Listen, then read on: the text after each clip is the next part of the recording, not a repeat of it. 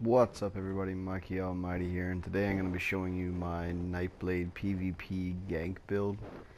Um, just so everybody's aware, this is a straight up one-shot get out of dodge build. Like, this is not something that can sustain a lot in PvP. You can, but not for a really long time. I wouldn't imagine. Now, I'm sure some players can probably figure out or tweak this a little bit, but I've gotten him to the point that he can one-shot an NPC for 62,000 damage, one hit. And the way to do that is through a few little passive skills and a few little buffs that you can give yourself. So right now it's two-handed on the back bar, dual wield on the front bar. In stealth, with the two-hand unbuffed, his weapon damage is a little over 3,035. Weapon crits 39%.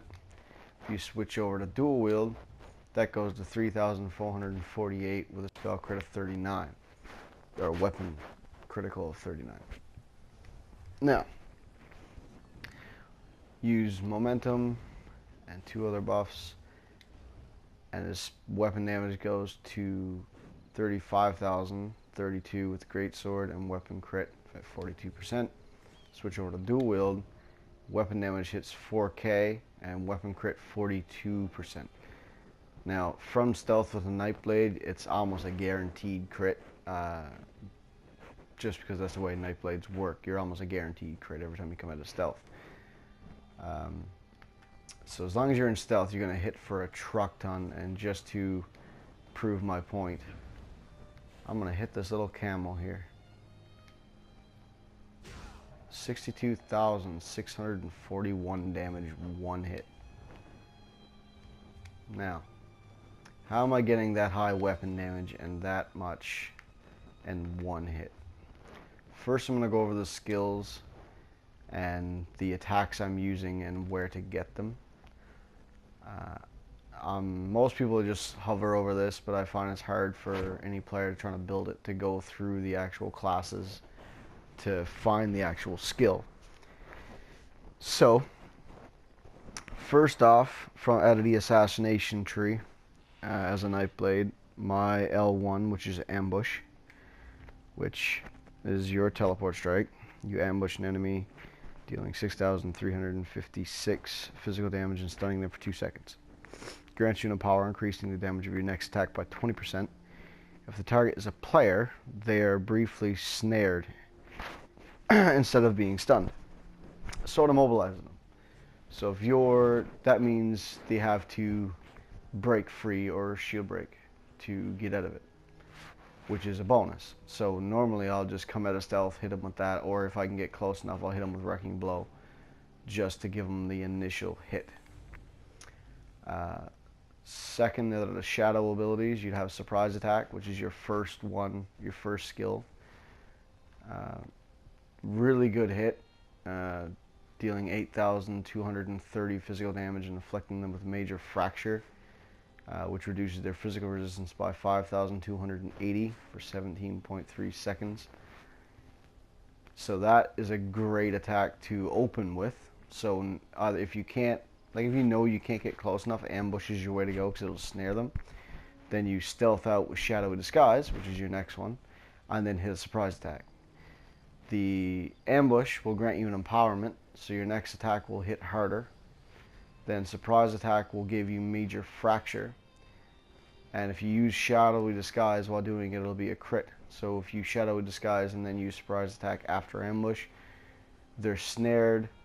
Then you hit them with this, and you hit for easy 28, 26k, give or take. And then the other one is mass hysteria. So once the snare wears off and the stun wears off and all that stuff wears off, easiest way to get them to not be able to attack you, because as a Nightblade you're pretty squishy, use this. That'll disorient and fear every enemy that it hits. Mass hysteria, summon a dark spirit to terrify up to 3 enemies, causing them to flee in fear for 4.5 seconds. After the Farons, their movement speed is reduced by 53% for 4 seconds, and they are afflicted with minor mayhem, reducing their damage done to you by 15%. So if you hit them with this, they run and flee for 4.5 seconds, which means they'll run away from you, and you have the shield break to get out of it, which costs stamina.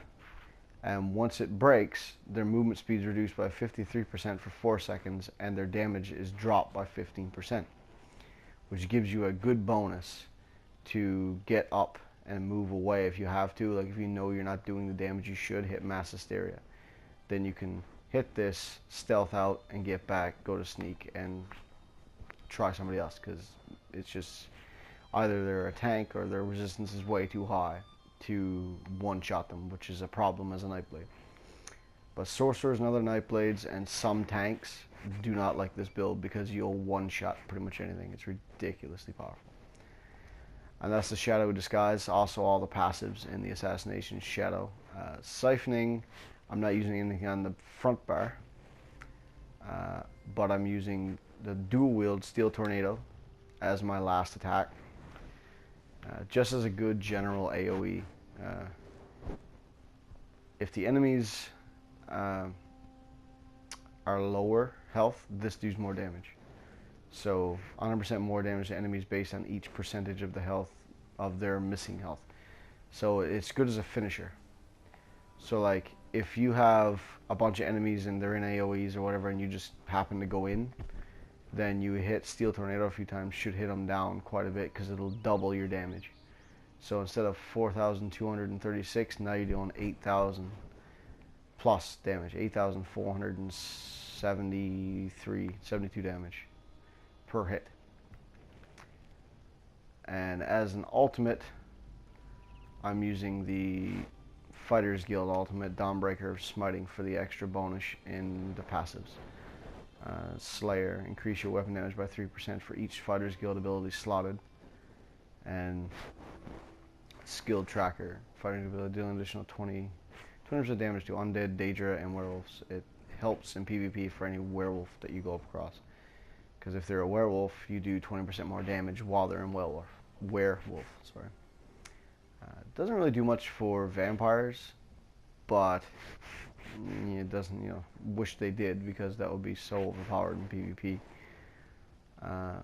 And that's the passives for the Undaunted, or Fighters Guild.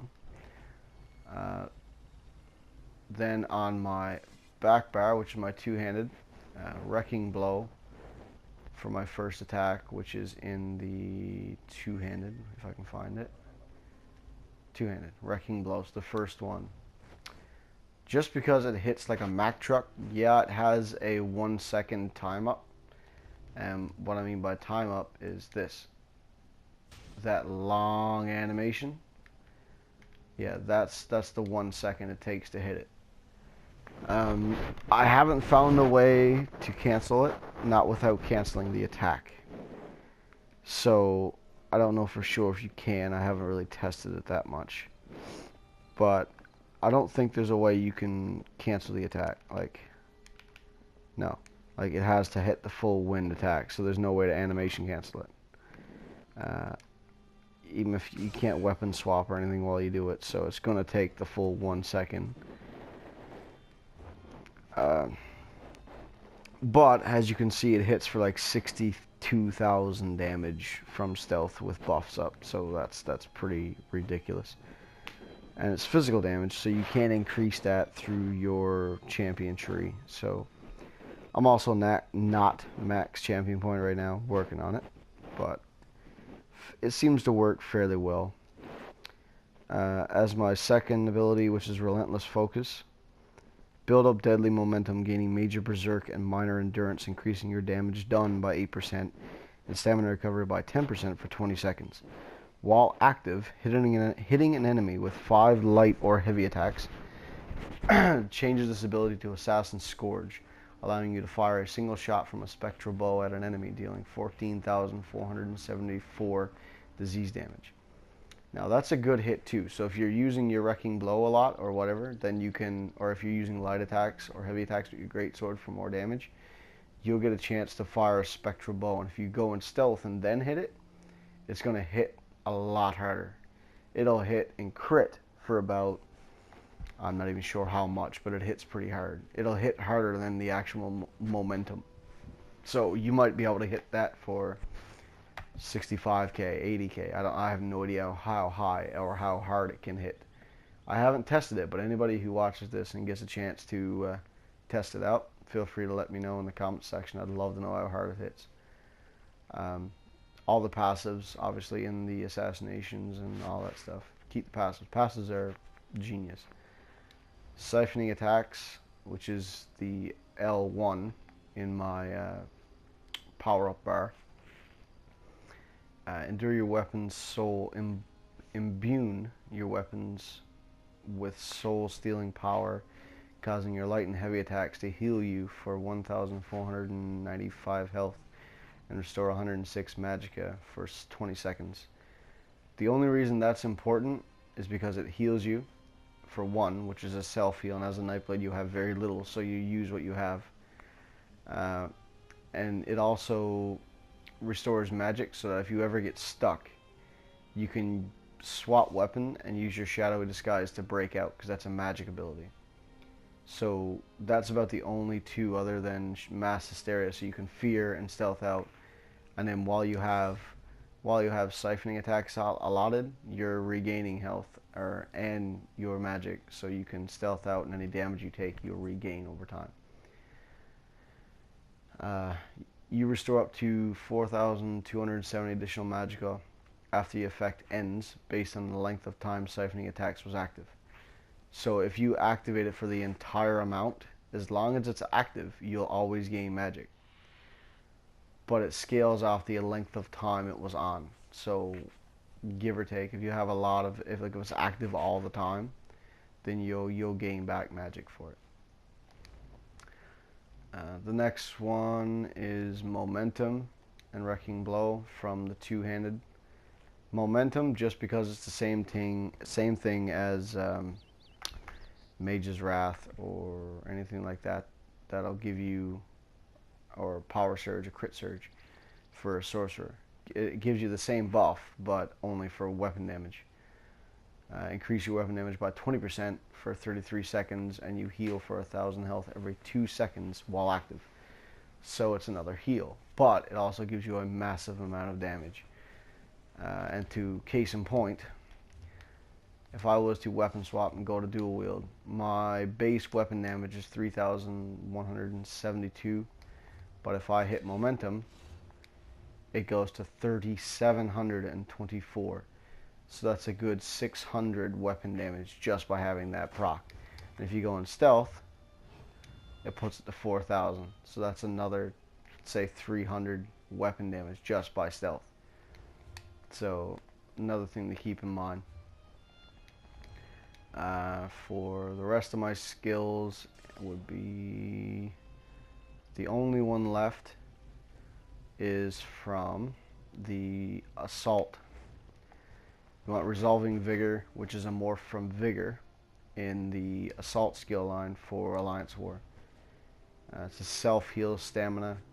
Heal yourself for 12,252 health over 5 seconds, and nearby allies for 9,456 health over 5 seconds. So not only does it heal you if you're in PvP Cyrodiil, it's going to heal anybody next to you within 10 meters. So it's a good self-heal, plus it also heals your friend or your buddy that's next to you tanking, or DPS Sork, or another Nightblade. I mean, anybody at all. It'll heal all your friends. So good little helper for anybody that decided to play PvP and your buddy's about to die over there. Well, hit Vigor, Resolving Vigor, and you'll heal him if he can't do it. If he's at a stamina, you've got a full bar. You just come into the fight, hit a Vigor, Resolving Vigor, let him heal for a bit, and you take some of the beef. That's the kind of the point around that.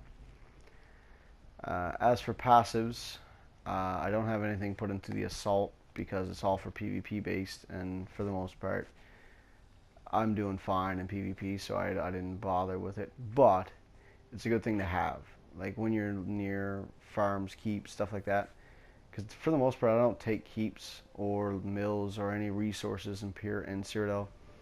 I'll always just sit around either the Wayrus or the sewers or Imperial City and just gank the few reds and yellows that come floating around my way. Just knock them down and go to the next one. I'm in stealth all day, so I can wander around anywhere and not get seen. So all of your, now I'm a red guard, all the passives in that, and all the passives in, some of the passives in Fighters Guild you'll want Slayer and Skill Tracker. I'm also a vampire, for anybody who wants to know. That would be due to this alone. Stage 4 vampire, you ignore the movement speed penalty while in crouch. So while I'm crouching around in PvP, I'm just walking along, same as I was normal, which is a bonus, so you're not losing the speed, right? You can still just dodge along in Cyrodiil and maintain your speed, so you're not having to like go like this all day, because it's really annoying, and then have the jump out and then lose your surprise. Because remember, this only hits for as high as it does while you're in stealth.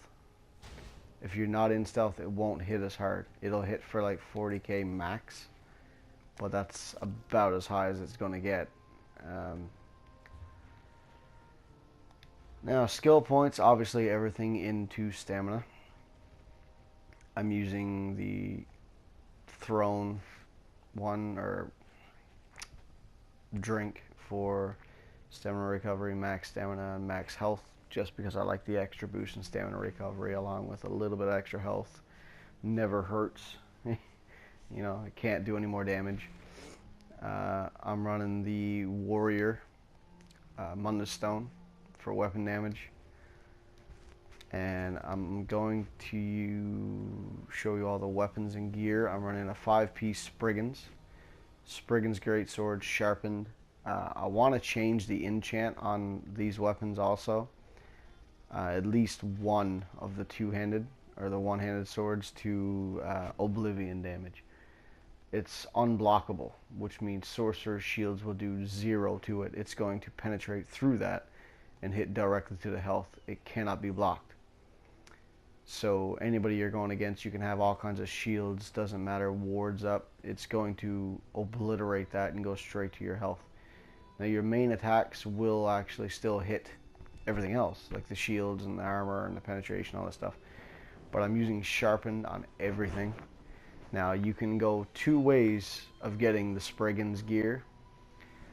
You can either go with a shit ton of gold or a shit ton of luck. Take your pick and farm for days, man, days. It took me forever to get the Spriggan's Greatsword and the 2 one-handed swords, because I was broke as a motherfucker when I went to go make this gear. But luckily enough, I found a dagger, sold the dagger, bought the sword. So it didn't cost me anything out of my own pocket, thank God, because as you can see, I've only got like 16,000 gold. I have more on my alt, but for now, this is all this character has.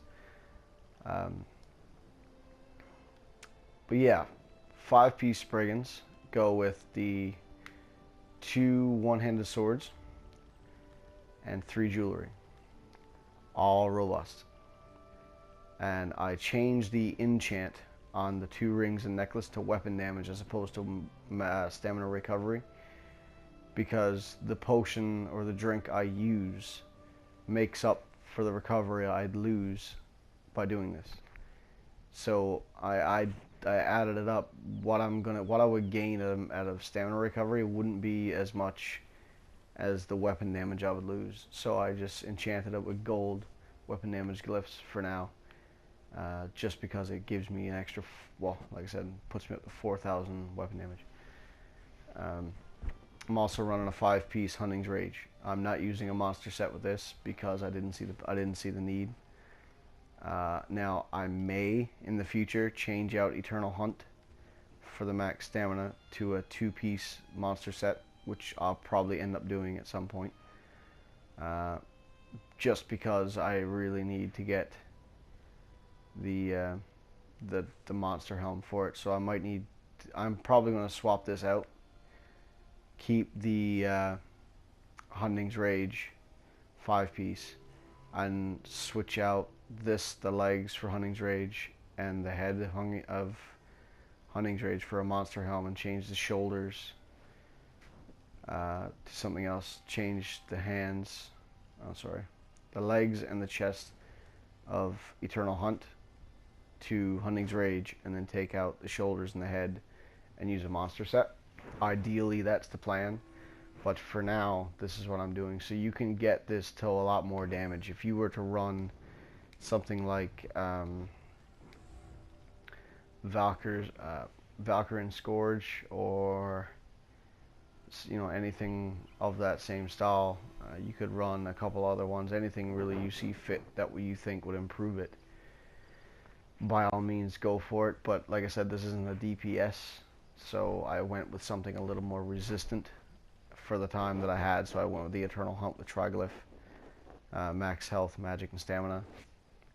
The chest and the legs are both impen for the physical resistance, and critical resistance for PvP. Now, like I said, it's your personal preference, but if I was going to perfect this build, which I haven't got around to doing, the legs would change to Hunting's Rage, and the chest would also change to Hunting's Rage, and then change out the helm and the shoulders for a monster set. Like I said, I have to do some research to see which one, but I can't really argue with the fact that I'm still hitting for that high. But just to show you how high it would hit without it being out of stealth, because you're not guaranteed a crit, it'll hit randomly, so you don't know for sure. Like that one was 13k. Like that was just the base damage of what Wrecking Blow would hit for. Even with momentum up, it's still only going to hit for 332. So 50-50. And the reason I use Spriggans is because of that lovely physical penetration. You cannot beat it. But even without the 5-piece, the two-handed, it still hits so hard. Like, obviously your dual wield is where all your physical penetration is going to come from, but it's still going to hit pretty hard on two-hand.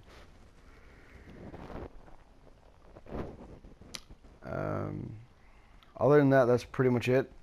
Oh yeah, champion points. Let me see where my champion points are. Right now I've got 21 in the Warlord. I'm going to put a little more into that because you're going to need it for PvP. Spinner, reduced cost of sprint. I don't have a lot into this because as a stamina Nightblade you don't run very often because it just drains your stamina too fast. And I really don't see myself allotting a lot of points into this just because.